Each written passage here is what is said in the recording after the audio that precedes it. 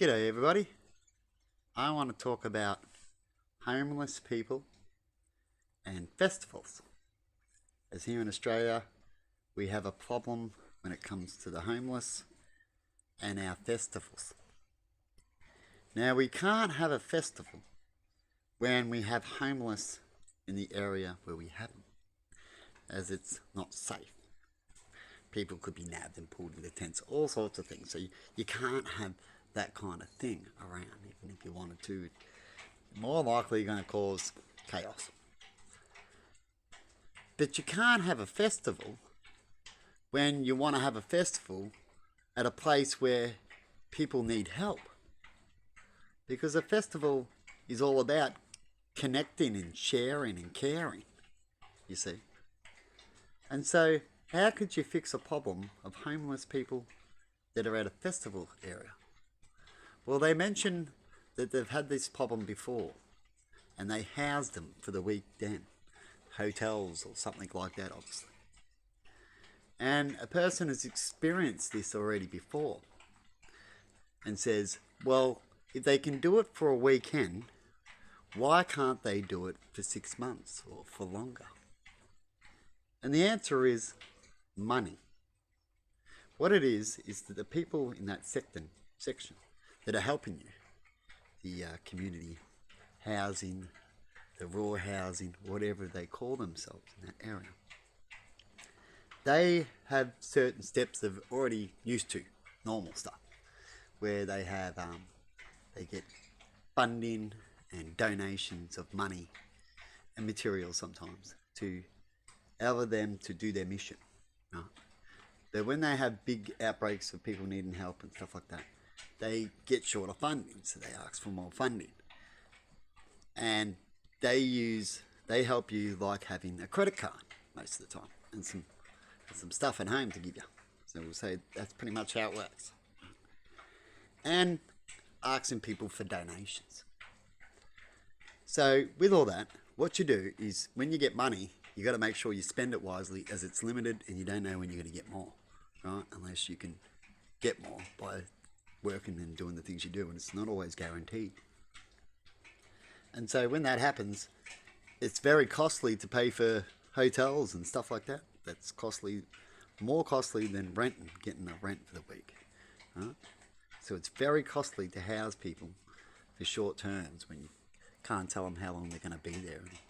And even if they are going to be there weekly, that is costly to pay for a lot of people. And if you did that, then a lot of people would want to get on that kind of scheme, as it'll be very, very easy help. And so you can only help so many when it comes to how much money and materials they have or what donations they get. Instead of asking for donations, which is what they'll see them doing mostly, they put out ads and stuff like that. They see what they receive. They can go out and try to push a little harder, which is what I think they need to do. Every now and then when they do have these problems, they do need to push harder. And they need to do a little bit like an Oprah kind of thing, you know, where you can take TV crews, that can help, where you can take the TV crew to help promote. It's the best way, right? You can promote who helps you. So you help me, I help you, right? In certain ways. So you try to get people who can promote helping them the best, as they might have to help you better. And what I'd do to solve that problem that he was talking about getting more areas to stay.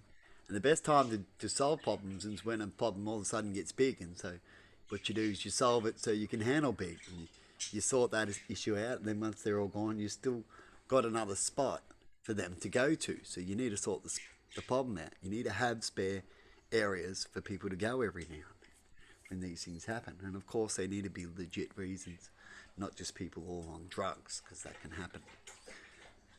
These people that get homes have a good conversation with people to find out where they go. But we've got lots of decent people that aren't just on drugs or are trying to get off drugs, they're doing the right thing, and they just don't want to get on drugs and play games and do nothing. They're not those type of people. So they're the people we're trying to help, not the no-hopers. They're a very small number, no-hopers are.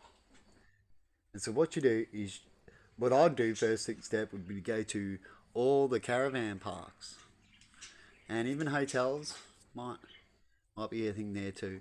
And you ask them if they can donate permanently, only for a year or two if they don't want to do it all the time, a room or a cabin, right? So when this happens, there's always a cabin or a room that they can use to go house these people, and it costs them nothing. You don't have to pay for it. So you'll have all these spots everywhere where you can take people where you don't have to pay because it's already there. And when you're not using it, if it's at caravan parks or hotels, they have permission to use it if you're not using it. You see?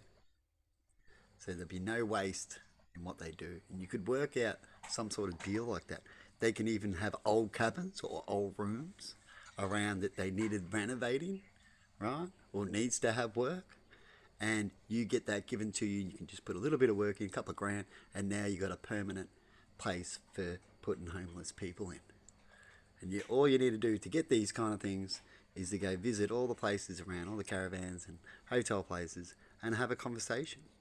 A lot of them might say no, there is a lot there. But a lot might also say yes, or at least tell you what they're willing to work with or do. Anyway, have a good one, and bye-bye everybody.